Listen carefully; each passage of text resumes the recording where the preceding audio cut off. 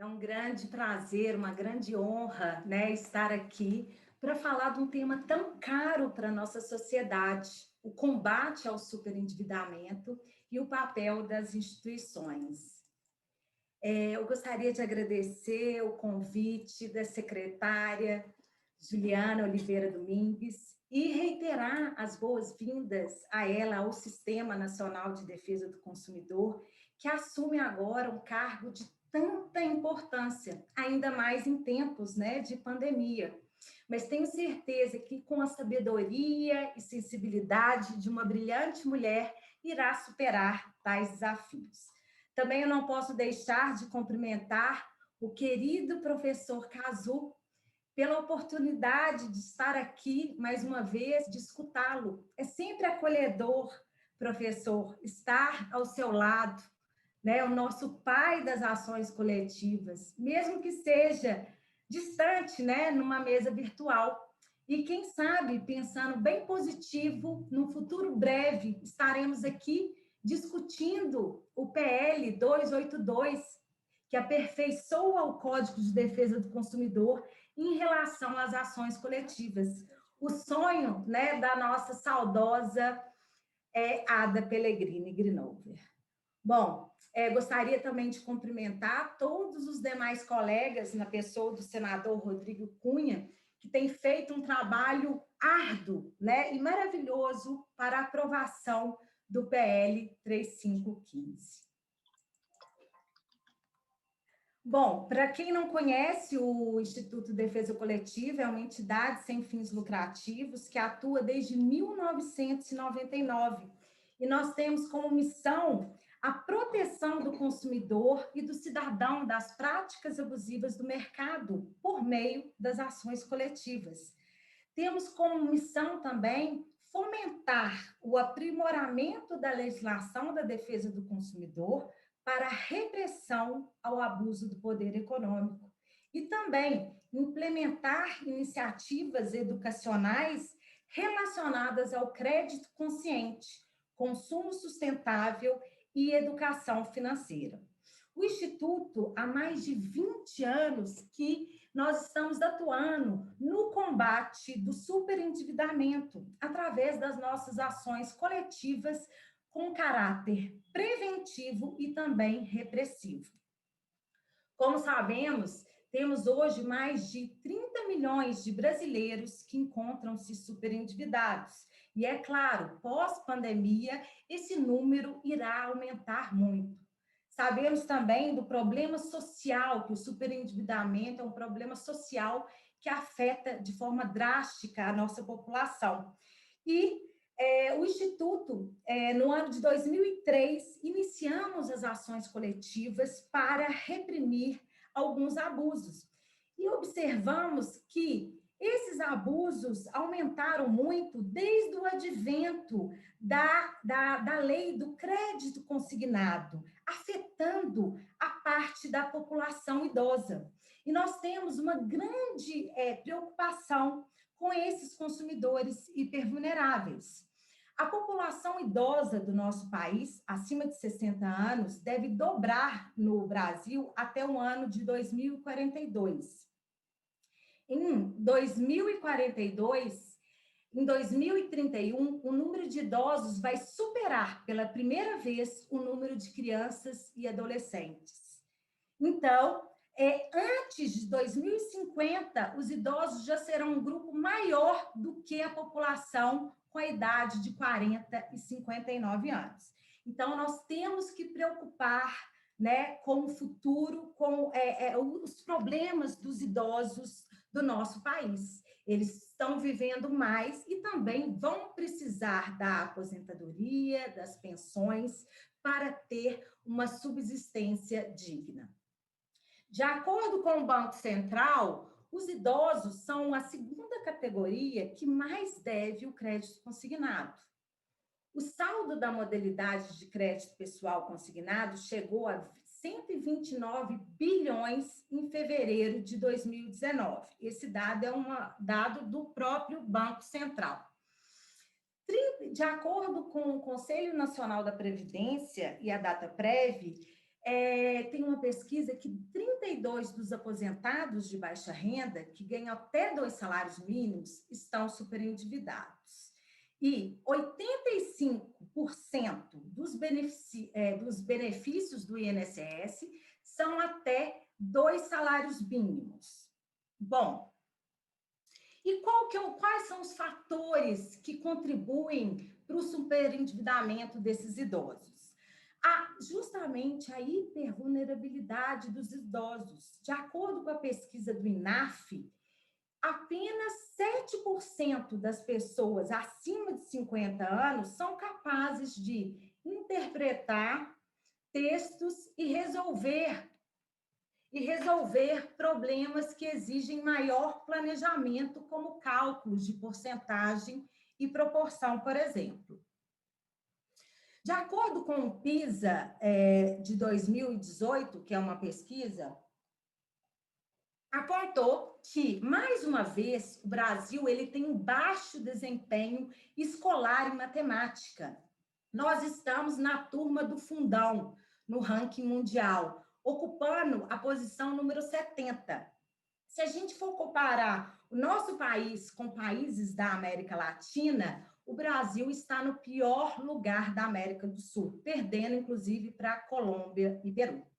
Bom, então nós temos um problema aqui cultural da educação financeira dos brasileiros. E também um outro fator que aumenta o superendividamento em nosso país, não só dos idosos, é a lucratividade dos bancos, né? Conforme a pesquisa divulgada, os 5 maiores bancos brasileiros possuem lucros expressivos de alta rentabilidade, o spread. Não podemos deixar de destacar que o spread dos bancos brasileiros é um dos maiores do mundo, né? E um terço do spread é motivado justamente pela inadimplência. Por isso, é muito importante termos uma legislação para proteger, tratar o superendividado, retirar esses consumidores e trazê-los ao mercado de consumo. Mas também não é só a inadimplência que justifica o alto spread no nosso país. Justamente a falta de concorrência. Nós temos hoje um oligopólio. Então, precisamos também de medidas para trazer a concorrência. São bem-vindas fintechs, os novos bancos virtuais, cooperativas de crédito, alternativas de créditos solidários. Então, precisamos sim também amadurecer nesse ponto. Bom, uma outra questão, né, que traz um grande superendividamento, né, dos idosos, eu estou focando um pouco a minha palestra dos idosos, porque nos últimos anos nós nos deparamos com muitas abusividades em relação justamente aos idosos, né? Logo depois do advento do crédito consignado, e aumentou ainda mais quando, em 2015, que aumentou a margem do crédito consignado, que era 30% para 35%, 5% em relação ao cartão de crédito. Então, nós temos muito assédio ao consumidor, a questão do vazamento de dados do INSS, violação de preceitos básicos de integridade, confiança, segurança, violando, assim, o princípio da promoção da dignidade humana. Bom, o PL 3515, ele vem nos ajudar nesse sentido, tendo em vista que tem como um dos princípios o fomento das ações visando a educação financeira e ambiental dos consumidores. Também tem como princípios a prevenção e o tratamento do superendividamento como forma de evitar essa exclusão social. Uma questão muito importante, né, do PL, um projeto maravilhoso do ministro Benjamin Herman e da nossa musa do direito do consumidor, né, a professora Cláudia Lima Marques, é um projeto assim, maravilhoso. Como que foi essa preocupação dos estudiosos, inclusive do Brasilcom, que tem uma grande participação nesse projeto, né? É trazer o mínimo existencial, a garantia desse mínimo para que o consumidor tenha acesso à dignidade da pessoa humana. Me preocupa um pouco a questão do percentual que foi majorado em relação ao cartão de crédito, né? Talvez, quando retornar ao Senado, poderemos debater novamente essa questão. Por quê? Porque o cartão de crédito, ele tem sido alvo de muitas reclamações, de milhares de reclamações de consumidores idosos. Então, inclusive, há uma operação que é o chamado Telesaque, que foi desvendado nessa semana pelo Tribunal de Justiça de Minas Gerais, que proíbe 4 bancos de operar o Telesaque, que é o cartão, é o empréstimo através do cartão de crédito. É como se fosse o cartão de crédito tivesse disfarçado. E também depósitos que são feitos nas contas dos consumidores sem a devida autorização, justamente porque a contratação é através do telefone, né? Violando aí os princípios básicos da informação e da transparência previsto no Código de Defesa do Consumidor. E essa Secretaria Nacional, a Senacom, emitiu uma excelente nota técnica contra essa prática, a nota técnica 28 de 2020, deixando claro que esse cartão de crédito está sendo distorcido pela publicidade abusiva e ausência de informações adequadas e claras na oferta. Bom, uma outra questão importante que eu acho que eu devo destacar é a questão da responsabilidade do fornecedor como expert em finanças, que esse projeto ele ressalta que o banco ele deve avaliar a capacidade e as condições do consumidor de pagar a dívida contratada. Hoje temos bancos de dados, cadastro positivo. Então, os bancos, né, eles têm o dever de fornecer um crédito responsável. Eu me recordo, no ano, eu acho que foi em 2007, que tivemos um caso muito grave dos garis de um banco, né, que recebia o seu salário. E eles tinham um comprometimento de 10 vezes a sua capacidade de renda. Inclusive, um gari que na época ganhava um salário, ele ganhou um crédito, um cartão de crédito internacional. O gerente falou que ele poderia usar na Disney. Imagina, né? Que absurdo, que ponto que nós chegamos. Então, precisamos sim de uma legislação para ajudar essa prevenção. E qual é o papel das instituições no combate ao superendividamento? Nós acreditamos que o PL ele vai ajudar com certeza na prevenção e tratamento. E acreditamos que para essa prevenção, para uma sociedade justa e equilibrada, nós precisamos de ter consumidores conscientes, mas também fornecedores responsáveis. E a educação, né, no momento que fala da prevenção, o PL fala da prevenção, essa prevenção do superendividamento é justamente a informação, a proteção do hipervulnerável. E a educação, ela se dá através da informação para suprir essa cultura do brasileiro, essa falta de educação financeira e a cultura do próprio endividamento. E o papel das entidades surge exatamente aí, que nós também temos o dever de fiscalizar o cumprimento da lei e buscar reprimir a exploração dos hipervulneráveis através dos instrumentos disponíveis. E como eu já ressaltei, o Instituto de Defesa Coletiva acredita que nós temos um instrumento maravilhoso, que são as ações civis públicas. Nós temos o Instituto, como eu ressaltei, nós temos hoje mais de 200 ações coletivas. Em 2008, entramos também com a primeira ação contra o cartão de crédito, conseguimos uma contrapropaganda que um banco foi condenado a dar aos consumidores, em toda a publicidade, o alerta e o risco do superendividamento. Também temos várias ações que protegem esse consumidor idoso. A contratação, temos também uma ação que proíbe a contratação pelo telefone e, recentemente, também entramos com mais de 5 ações proibindo o telesaque.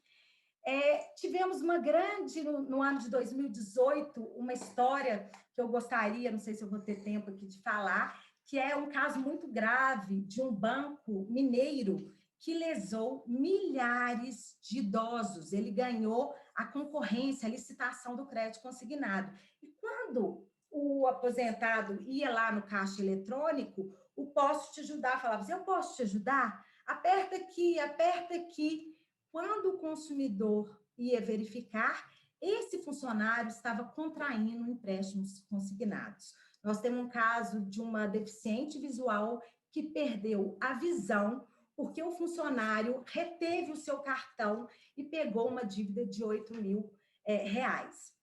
Inclusive, ela era do LOAS, que era proibido o crédito consignado, mas o banco ofertou um empréstimo muito mais caro. Conseguimos uma autocomposição, esse banco foi proibido de fazer, ele tem multa por descumprimento de ordem judicial e criamos o Quadruple Check, 4 formas de alerta para que esse consumidor idoso seja alertado para saber se ele realmente contraiu aquele empréstimo, dando um prazo de 7 dias para desistência após o recebimento do contrato para desistir daquela operação. Então, nós vimos aí que as ações coletivas, elas podem sim reprimir esse abuso. Eu vou compartilhar aqui com vocês, falando um pouco de educação, os projetos do Instituto de Defesa Coletiva. Nós temos um projeto que, com essa ação coletiva, nós ganhamos um recurso e criamos o projeto do crédito consciente para idosos. Já educamos mais de 3 mil consumidores idosos em todo o nosso país. Temos uma cartilha que está disponível nos canais do Instituto de Defesa Coletiva. Um outro projeto também, que com esse recurso nós realizamos um documentário, Covardia Capital, sobre o endividamento, o superendividamento desses idosos. Desse caso, é um caso real, e ganhamos também um prêmio internacional do Festival de Cinema Internacional de Trancoso no ano de 2018. E, recentemente, nós criamos, porque como a gente começou a fazer projetos com os idosos, nós vimos que a educação financeira não poderia ser através de uma planilha do Excel. Então, nós criamos mecanismos através da arte, como a dança, a música e também documentários, filmes, para ensinar os idosos a aprender a dizer não. Nós lançamos semana passada um videoclipe que está no YouTube e já tem mais de 5 mil visualizações. Então, finalizando, se nós queremos uma sociedade equilibrada, nós precisamos de ter um crédito responsável, uma regulação eficiente, com a educação financeira, a fiscalização e a competitividade. E aí, sim, teremos uma liberdade no nosso mercado, mas uma liberdade com responsabilidade. E, para finalizar, eu gostaria de finalizar com uma frase que eu gosto muito, do Nelson Mandela, que ser livre não é apenas quebrar as próprias correntes, mas viver de uma maneira que respeite e aumente a liberdade dos outros. Muito obrigada a todos.